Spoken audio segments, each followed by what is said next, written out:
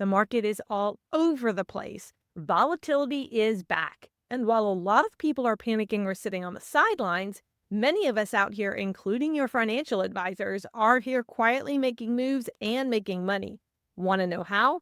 Let's talk about the psychology of trading and investing when things get a little crazy and how you can use this moment to your advantage. This is Trading Made Easy, the channel for investors who relied on the advisors for years, but now you're ready to understand the markets and make some confident moves on your own.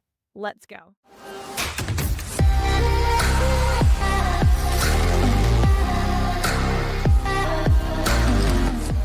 Hey there, fellow traders and investors. I'm a certified financial planner with 20 plus years of experience managing real investments and not just hyping trades. I break down what's really happening in the markets without all the jargon and how you can navigate it smartly, even if you're just getting started. This week, we've got a lot to talk about. The last month has been a wild ride. We've seen this 20% drop, which is an official bear market, followed by one of the single biggest day gains since World War II. These really feel like insane swings, but I love to put this into perspective. Here you can see this February high that we hit, and then this April low followed by that quick rally. That's abnormal. In highly volatile markets, we see some of our quickest rallies. They can happen in succession, so definitely be prepared for that. We tend to say that the market takes a stair step up and the elevator down. But you don't want to look back and realize that you kept waiting for the bottom. If we scroll this out, and I think that this is pretty fascinating, we look back here in August of 2024, you could see that dip back there and no one was panicking and a lot of people didn't even know it really happened. But we just tipped back down to that 5,000 mark in the S&P.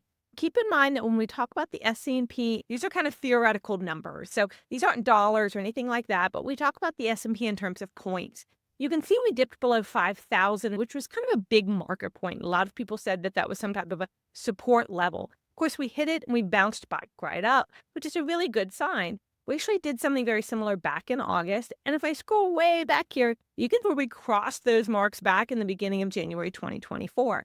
It's pretty amazing to think that all of this volatility and this big drop that we saw here didn't even get us back into 2023 territory. And if you're waiting for it to drop even more, you might be sitting for a while and missing all of these rallies that come back. So there are 3 ways that I'm making money in this market. First, this has a lot less to do with picking the right stocks or knowing any numbers at all. And it has everything to do with mastering the psychology of money and staying rational when others aren't. One of the coolest charts that I saw recently was on the S&P. And I'm actually going to break this back. If you look at the S&P this year, and you can see that we started the year just over here. Let me actually put it into numbers. So we started the year here at just under 6,000 in the S&P, and at this point we've dropped back down to 5,400. Let's do a 2024 on here. See if I can get this to pull back. So you can see 2024, we started 2024 at just under 5,000. So again, just under 6,000 this year and just under 5,000 last year. Where we're going to end this year, who knows? But as we keep going back at 2023, you can see that populated down there. Go down to 2022, you can see how far we've really come over the past few years. We keep running this back. There are a few years in here that did worse than the year before, but we always, in 100% of the time, make that back up over the next 2 or 3 years. I'm going to keep scrolling back here, and it just becomes cooler and cooler. I love this chart. And so again, if you think that we're really going to take this 2025 line, this blue line up here, and we're just going to cross all these other lines, you're banking on a pretty irrational thought. And that's the fear that keeps you from seeing this as a great opportunity and a great dip. Let's go all the way back 20 years. I'm just going to run this back to 2005 to prove my point. So again, you can see where we are up here, and you can see the last 20 years of data that supports that this line is going to continue to build. Maybe this isn't our best year, and that's A-okay. But again, we're not going to tank back down to the 4,000 mark. It hasn't happened in 20 years. Certainly not going to happen now based off of political rhetoric. So looking here back at our original chart, a couple of things here that I'm going to point out. Number one, we buy great businesses when they go on sale. Just because prices are down doesn't mean the fundamentals have changed. It means that a great company is being marked down simply because of market noise, but not because anything has fundamentally changed about that company. Companies like Google and Amazon and Walmart, they're built to adapt.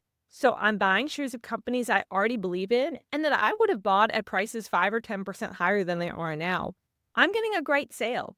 And I'm selling some puts about 10% below current prices, so I actually earn a premium to buy the stock I want at a price that I'm already excited for. Number two, we're heading into earnings season, which could be choppy.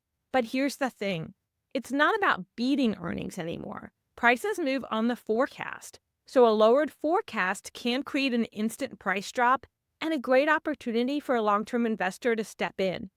I'm tracking those earning dates, I'm avoiding speculative bets, and when a good stock drops in price, I'm stepping in, not stepping back.